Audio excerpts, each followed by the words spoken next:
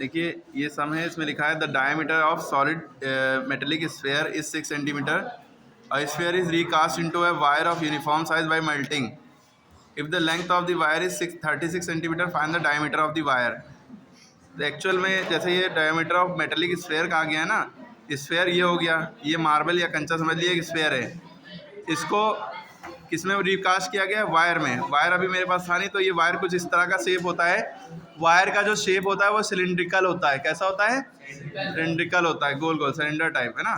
तो उस तरह से हमने ये ले लिया, तो इसको पिघला कर या कैसे भी करके ये बनाया गया है, ठीक है।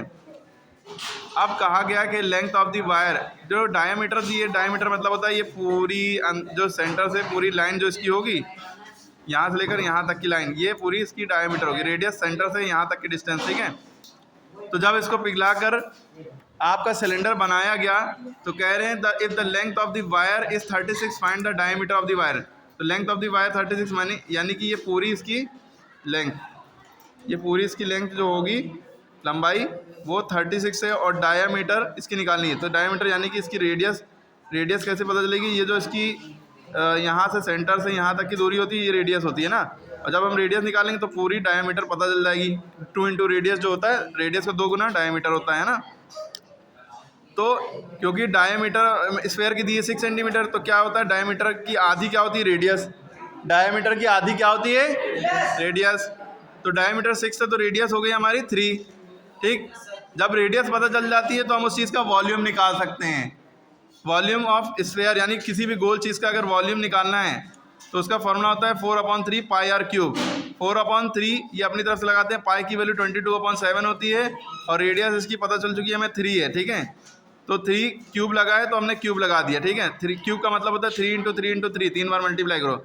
जब आप इसको सॉल्व करेंगे तो अंतर, अब यहाँ पे इन्होंने पाई की वैल्यू नहीं रखी, चाहे आप पाई की वैल्यू 22/7 रख दें या 3.14 रख दें या 180 रख दें, 180 ना रखिएगा, 3.14 या 22/7 में से एक रख सकते हैं, ठीक है। तो नहीं रखी है तो पाई में आंसर आएगा 36 पाई, और यूनिट में सेंटीमीटर क्यूब लगेगा क्योंकि वॉल्यूम निकालने हैं। अब क्योंकि इसको ये बनाया गया है, इस चीज़ को ये बनाया गया है सिलेंडर टाइप का, है ना, यानी वायर।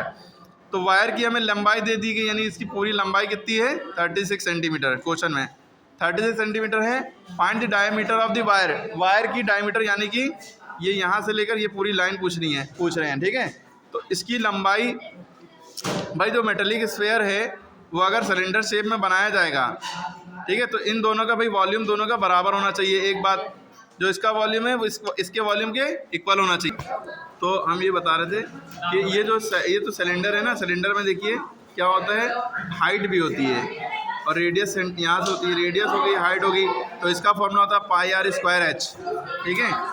एच की वैल्यू यानी कि जो लंबाई है, जो लंबाई है इसकी, यही, इसको अगर खड़ा करें तो हाइट बन जाएगी, यही लंबाई इसकी हाइट बन जाएगी। तो एच की जगह पे हमने इसकी हाइट रख दी, ठीक है। तो इसकी लंबाई जो है 36 दी थी, तो 36 हमने एच की जगह पे 36 लिख दिया, ठीक है।